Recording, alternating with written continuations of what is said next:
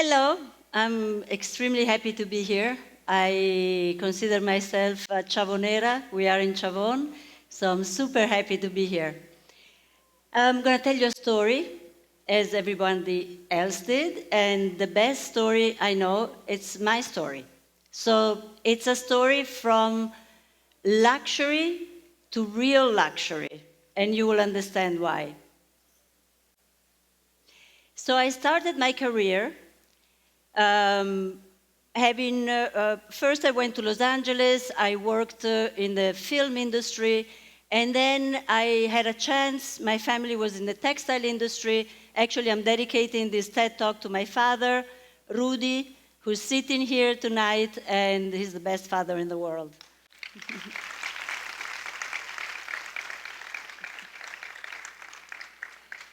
So I had a fantastic chance, and I had my own collection, and I had a great time. We did shows twice a year, we had shops, and it was really creatively a fantastic, fantastic journey. So I had also the chance to work with amazing photographers when they were at the beginning of their careers, so I could afford them. So my first photo shoot was David LaChapelle. I worked with Mario Testino, Javier Valnora, Enrique Badulescu, and many others. And so I had a fantastic chance to recognize talent when it was starting out, and I still do that. And I'll explain this with these beautiful mannequins that I have behind me. I also worked in the real luxury world. So I've been a senior design consultant for Ferragamo, Prada, Miu Miu. And then if you can actually see the dates, there's a gap between 2007 and 2017.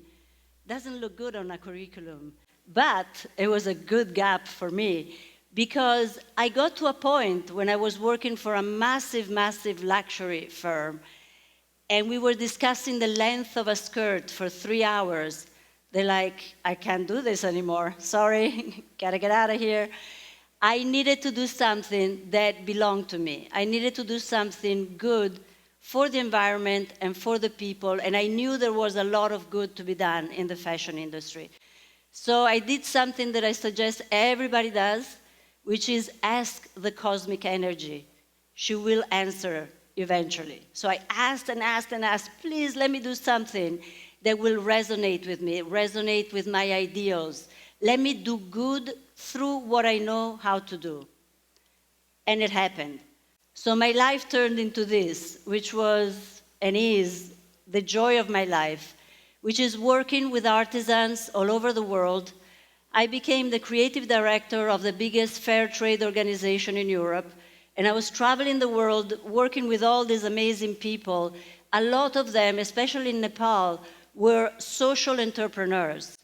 Social entrepreneurs do something that I find is brilliant, and it's somewhere between capitalism and pure communism, which is they do business, they do it fairly, they pay the right amount to workers, they don't pollute, but then they dedicate a part of their profits to make the community a better place.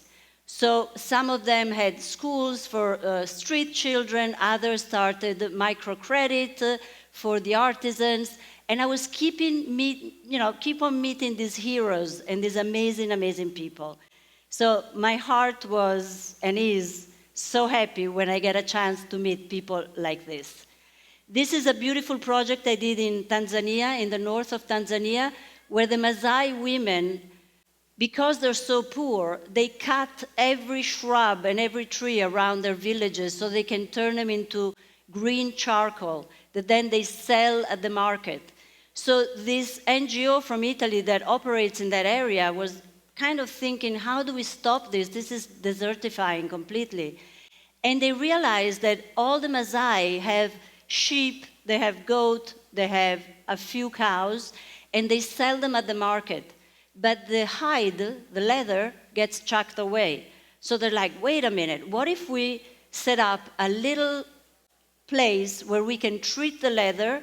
We ask a designer, me, to design a beautiful line of bags and accessories, and so we did. And the community stopped cutting trees and actually creating a cottage industry. They gave money and skills to a lot of people in Tanzania.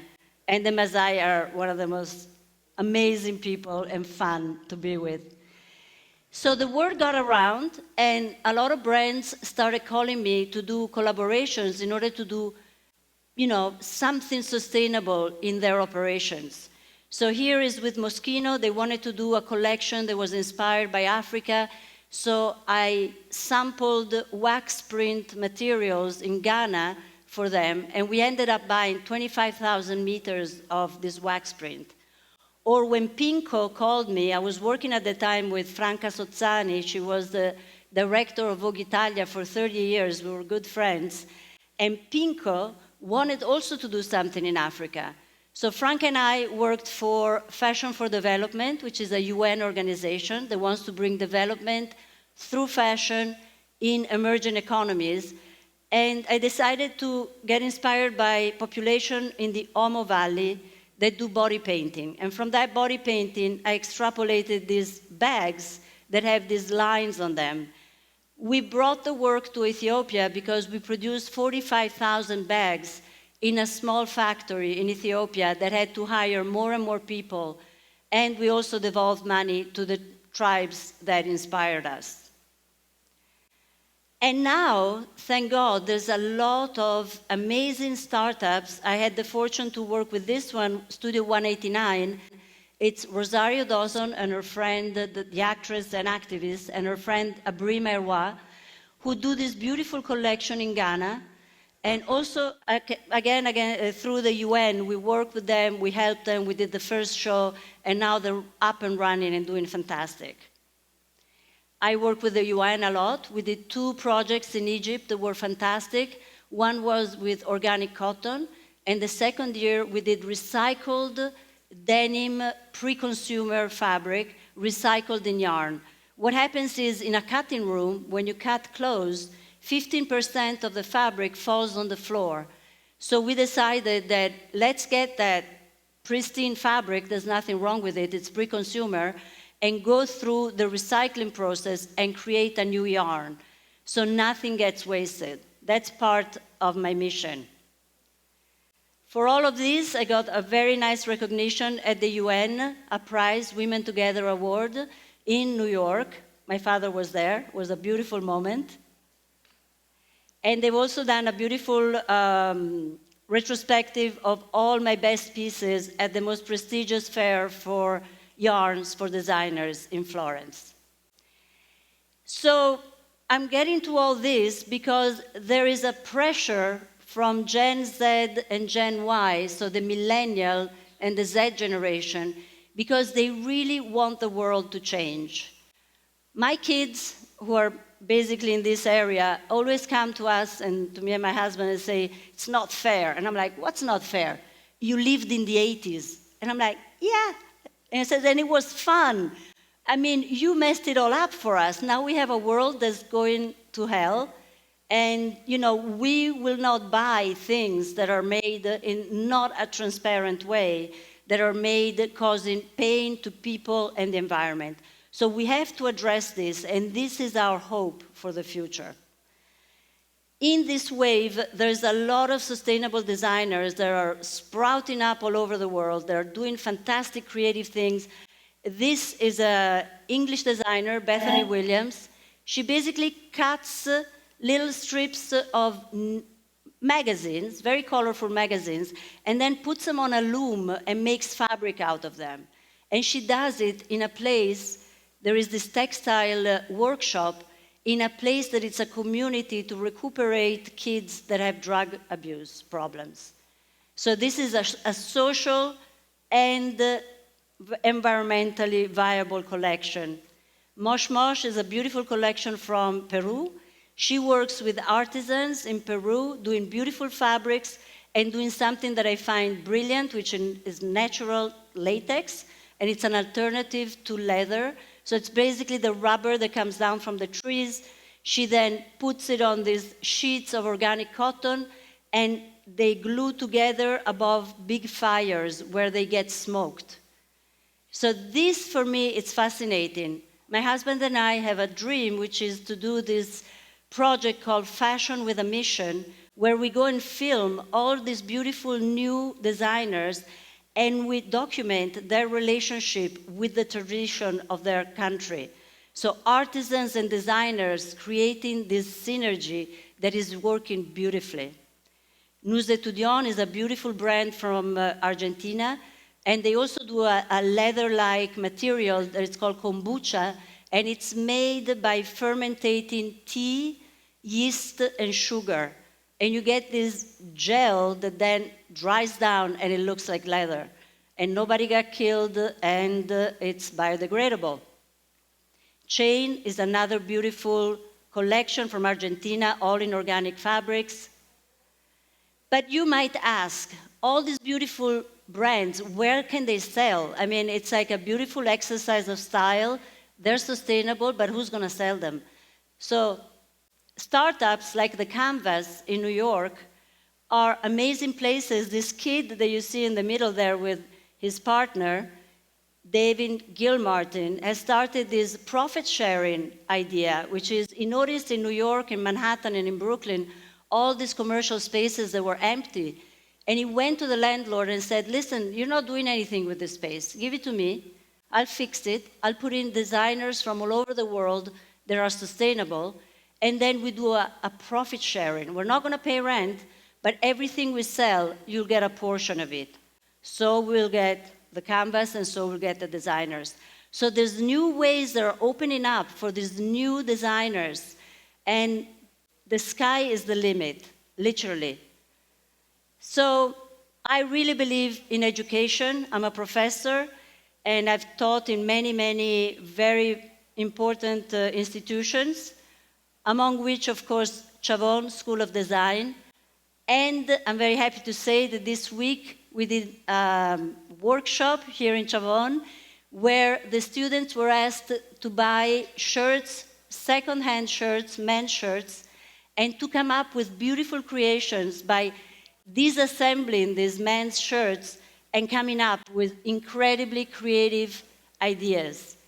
So we did this in 2.5 days, which to me is absolutely fantastic. These are my students. These are the real Gen Z. They're gonna save us. One last thing, I also represent a movement called Fashion Revolution. Fashion Revolution was born on the 24th of April, 2013, when an industrial complex collapsed in Bangladesh, causing 1,138 deaths and many, many injuries. So this movement started in London from Ursula de Castro and Carrie Sommers. Our hashtag is Who Made My Clothes?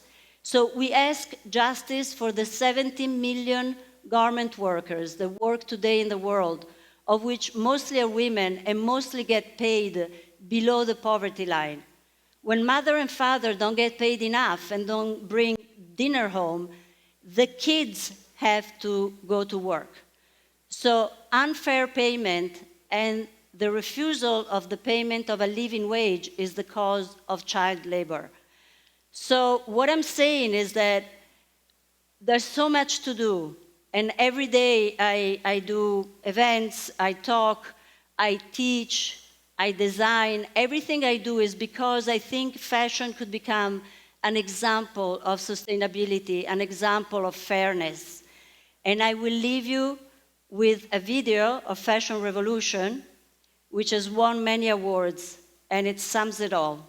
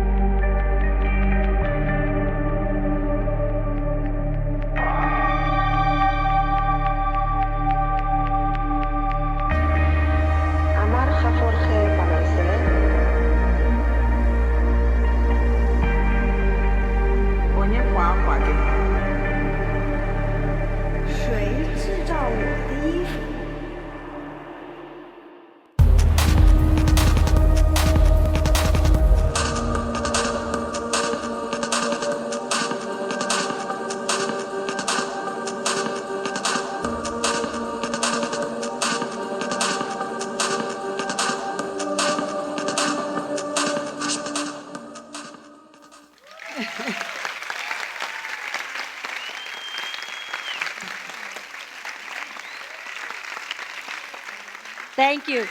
So we can all start a revolution today, right now, and find the true luxury, which is working fairly, respecting people and environment. Thank you very much.